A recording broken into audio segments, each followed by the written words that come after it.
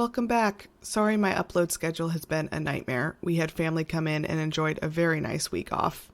Anyway, this is YouTube, so I'm going to ask you to like and subscribe if you enjoy the content. I'm most active on Twitter under the name Sussex Henry VIII. If you have a Twitter account, you can click the card in the upper right corner and follow me there. I am a handful of followers short of 6,000, which is unbelievable to me, but I digress. This is the first video that will have monetization, I think, if I can figure out how that works. Even the short videos take me 3 to 4 hours to create. I stand to make about $30 a month with my view counts. So if you watch the ad, you help me buy a cup of coffee this week. Thank you so much for watching. Today's topic is about royal babies and how things have changed over the years. I do want to put up a disclaimer here that anything that sounds remotely negative during this video is me judging parental decisions, not the actual children themselves. We will save being mean to literal babies for the UK press and the deranged. Like many things before the advent of a 24-hour news cycle and then the invasion of social media, royal birth announcements and expectations for the public actually seeing royal children have changed drastically. For that reason, we're going to start with Harry and William. Prince William was born in 1982 and as a baby would have a lot of royal firsts. William would be the first direct heir born in a hospital. He would also be the first baby to be paraded in front of the hospital days old. Diana would later report that she could barely see straight, she was in so much pain, and the minute she got into the car, she started weeping, contradicting royal reports that it was Diana who chose to be photographed in front of the hospital. Diana would then go on to demand that William accompany her and Charles on their Australian tour. Diana was obviously a different kind of royal mother. Prince Harry was born in 1984. Diana and Harry would again do the hours-old show and tell with the press. Okay, hi. Breaking in for a second before we continue talking about Harry. We talk on Twitter a lot about Kate's constant cosplay of her late mother-in-law, but for those deranged who are listening, can we agree that this is weird? The first 2 pics are of Diana leaving the hospital with Harry, her second son, and then Kate leaving the hospital with Louis, her second son. Then, Kate wore Diana's earrings from Harry's christening to Archie's, along with an inappropriately short dress, but that's another story. I don't know if I'm completely off base here, but this is weird, right? Especially since Harry has his own wife and family.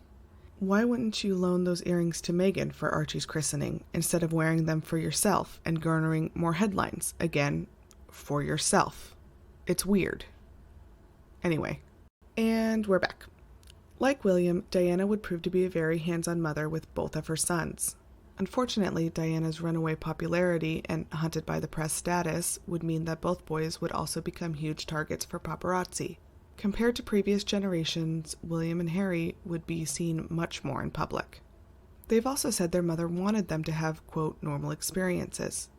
Diana would also introduce them to royal work at a young age. Both boys would also pay a price in the ensuing War of the Windsors, and the ever-escalating press interest in their mother, culminating with them being forced to walk behind her casket in front of tens of thousands of people.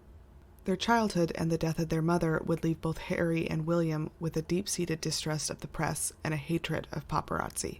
The next generation, of course, would be the Cambridge children. You guys know I'm not the biggest Will and Kate fan, but they do make cute babies. Will and Kate would do the baby show and tell with each. I believe they actually did it the same day with Louis. Some might argue that giving birth and having a whole hair and makeup team style you for a jaunt in front of the cameras literally hours later shows strength. I would argue it shows how much power the UK press has. These should be private moments for the family.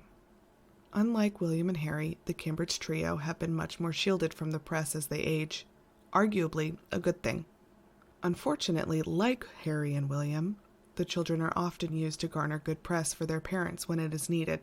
Often, a hastily thrown together outing or photos are dropped within days of bad headlines. I'm breaking in with another one of my biggest pet peeves now, and that is the fact that William and Kate have a full-time live-in nanny. Her name is Maria. She even has special nanny outfits she wears to special events. She exists. The deranged will go to the mat to insist that Maria either does not exist at all, or only works part-time, or doesn't live with the Cambridges. This is factually not true. We do not tolerate Maria erasure in this household. Now, why is this one of my biggest pet peeves?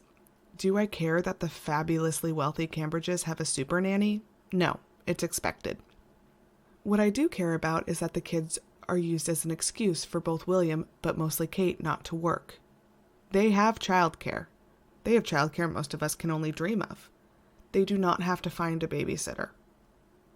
William and Kate have obviously taken a card from Diana and are more hands-on than Charles or the Queen were as parents. But this myth that is perpetuated by their followers that they do it alone with no staff is just a myth. And that, of course, brings us to the Sussex children. Harry and Meghan did things differently. Unlike Kate, who generally enjoyed press fawning during her pregnancies, as, in general, attacking a pregnant woman is at least frowned upon, Meghan enjoyed no such period with the UK press. If anything, the attacks actually increased while she was pregnant, and again, the royal family did nothing, except enjoy the suddenly positive press the Cambridges were receiving. Harry and Meghan kept plans for Archie's birth a secret, apparently even from his brother. There was no announcement that Meghan was in labor, and the announcement of Archie's birth would not come until the family had some time to bond with each other. For the UK press, this was unacceptable. The outcry that Piers Morgan wasn't allowed to be in the delivery room was instant and loud. Meghan did not do the same-day show and tell, which, good for her. Again, imagine the power of the British press and the hatred they fuel online. Show us your hours-old baby or we will attack. We are entitled to see your newborn. The birth announcement was also marred by a popular radio show host portraying the first mixed-race baby in the family as a chimpanzee. Although he is quickly fired, the royal family said nothing, and people wonder why they left. I'm going to take a moment to share some of my speculations with you. First, I think that William's head-scratching, incredibly cold even for a Brit, I already have a nephew comment after Archie's birth was evidence that Will and Kate, therefore Kensington Palace, were pissed that they were kept out of the planning process.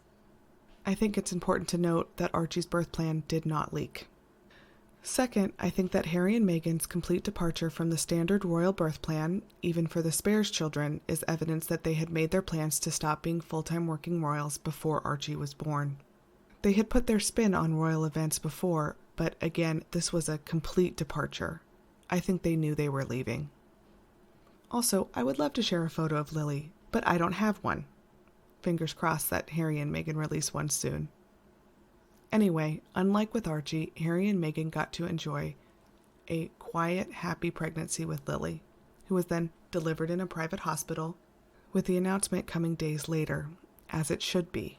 Harry learned from the attacks on his mother, then the overexposure of him and his brother.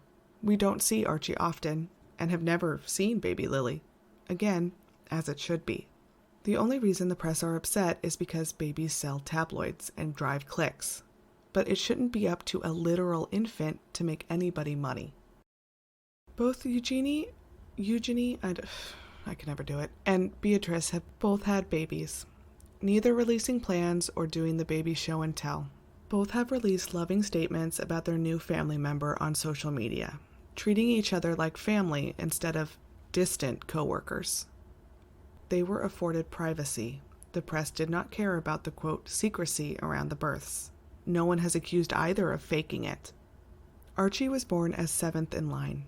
Barring an unspeakable tragedy, he will never be king. Yet the press treated his birth and the normalcy around it as an attack by the Sussexes. Babies should be something to celebrate, not used as a tool by their parents. Something the royal system at the senior level doesn't really allow for. Archie and Lily will be afforded privacy and protection. I just wanted to say thank you for watching and supporting my channel. Looking back, I think 3 videos a week might have been a bit ambitious. I hope to get up at least 2, including one with Kelly, who is very upset she has missed 3 weeks at this point. Hope to see you soon, either here or on Twitter.